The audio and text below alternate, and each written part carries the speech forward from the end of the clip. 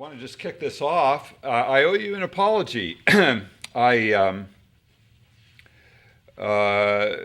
can't believe I did this, but I gave you the wrong term for one of the arguments for the existence of God. So far, I've been giving you 3 arguments for the existence of God.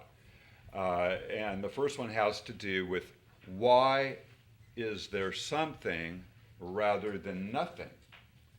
And I called that the ontological argument, which in a sense makes sense because ontos means being, and so it's existence or being, and that's what the argument is. Why is there something rather than nothing? But I should have remembered, that that is actually called the cosmological argument.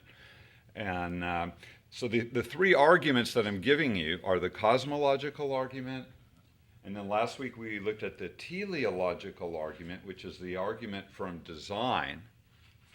And then today we're going to look at the anthropological argument, which is the argument from the existence of humanity. And, I have no excuse for not remembering that because Cindee's dad was Dr. Walter Martin, who I'm sure some of you have heard of. He wrote the book, The Kingdom of the Cults, and he was the founder of the Christian Research Institute, where I've worked for the last 34 years. And I sat in his Christian Evidences class 34 years ago, and he laid all this stuff out for me. This is where I first heard these concepts. The cosmological argument, the teleological argument, and the anthropological argument. And so, and I've taught this many, many times. So, I don't know why I would forget it, except I am getting older. Maybe I have early onset senility. It seems like this has happened to me a lot recently, but I can't remember. So anyway, but there is an ontological argument. Since I mentioned it, I should also address that. I'm not going to be giving that to you, mainly because we're looking at these 3 arguments for the existence of God in the context of 3 problems for the worldview of materialism or atheism. Because in the larger context of what we're doing here, this class is looking at worldviews. And as I've explained many times, but for the benefit of those that are here for the first time and to refresh your memory, I will just quickly summarize that this class is looking at what your options are. It's structured as a search for truth. And so we're searching for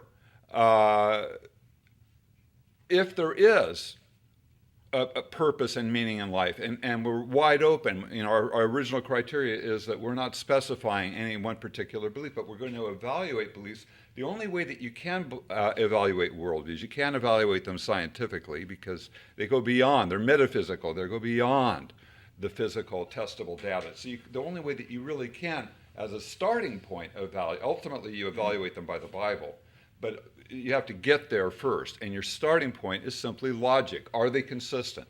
Are they internally consistent, or do they contradict themselves?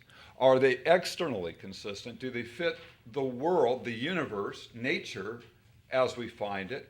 And do they fit humanity as we find human nature? Can people live consistently according to these beliefs? And if any inconsistency comes up in the evaluation of these worldviews, then you have a good reason to say, okay, this worldview is crossed out. This worldview is not worthy of my belief. It would be unwise for me to base my life on this worldview. And in approaching it by worldviews rather than individual philosophies and religions, any philosophy or religion that fits under the canopy of that worldview gets ruled out along with the worldview. So you learn how to deal with things according to the big questions, the big issues, and then you don't have to sift through thousands and thousands of religions looking for the truth. And so what we've identified is that there are 6 worldviews that commend themselves to 21st century human beings as plausible, as possibly true. We've already looked at polytheism, the belief that there are many gods, and we found that it is both internally and externally inconsistent. Now we're looking at the worldview of naturalism, which is the worldview that nature is all there is. There is no supernatural realm. The universe is eternal, and it is ultimate reality. And within that worldview of naturalism, there's 2 options that are polar extreme opposites. The first one is materialism, that everything is material, and then the second one is pantheism, that everything is spirit or God or mind or consciousness. So we've been working our way through the worldview of materialism, which is synonymous with atheism, the belief in no spiritual realm whatsoever, no God, that everything is ultimately material. And so far we've seen that it has problems with how did the universe get here in the first place? Because both the second law of thermodynamics, I remember Walter Martin teaching this in that Christian evidences class so many years ago about the second law of thermodynamics. That's where I first heard the term heat death. That the universe is heading toward heat death or a loss of usable energy. So that's a reason why it can't be eternal. And then another reason is the Big Bang Theory itself, that is the prevailing and most supported interpretation of how the universe began, also shows us that the universe is temporal. And when it's properly understood, we realize that that means time, space, matter, energy. Everything began at that point. The Big Bang did not occur in a pre-existing spatial material world. So therefore, there was nothing before there was something. And so you either have something coming from nothing, which I remember Walter Martin saying, that's not possible, or you have a source outside of the realm of the material, God, who is responsible for it. Then last week, we looked at the evidence for design. And you'll have to, if you missed last week, you'll have to go back and watch. We have it on video or audio. I think it's just on video right now. You can watch the class, and we're running 1 week behind. So what's up is usually 2 weeks ago. But you can pick up on the classes that you miss if you just are diligent to keep monitoring for the one that you miss when it's available. We're looking into finding another website where we can put all the videos and audio up at one time, and you can review the whole class. But at least you can, if you miss a week, you can go back 2 weeks later and get the one that you missed. So with that, though, with the intelligent design, just in a nutshell, here's what I did last week. First of all, I argued that the evidence for design is the one, whereas from the Bible, we assume the burden of proof, to prove that the Bible is a revelation of God.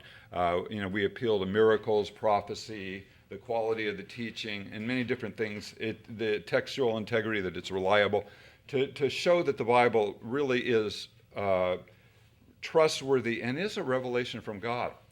But I'm arguing that when it comes to the design issue, the burden of proof is on the atheist. Because I gave you several examples last week. The design in the universe is everywhere. It's the evident design in the universe is everywhere. So the burden of proof is on the atheist. Because as William Dembski has argued in his book, The Design Inference, whenever we encounter evidence of design anywhere else in existence, we infer an intelligence was behind that, and that happens in archaeology, it happens in criminal science, it happens on every level. So when we encounter the kind of design that we find in nature, the natural inference is intelligence. And I said that the only real argument that the atheists have against that intelligent design is their belief in chance mutation working in conjunction with natural selection, that nature will select out that which is not fit to survive, and that there are chance mutations that's not directed, it's not planned, it just sort of happens. But some of those mutations, changes in an organism that are then passed down to descendants, some of them work to the favor of that organism to survive when there's a change in the environment, and the other ones die off. And so through this incrementally slow, infinitesimal, but going on for ages and billions of years process, you end up with such change that it gives you everything that you see, all the multiple, incredibly diverse forms of life that we find on this planet. Now that, at the face of it, that sounds fantastic. Why would you believe that instead of just believing that it was designed by a creator? But people do, because they're looking for a natural explanation for everything.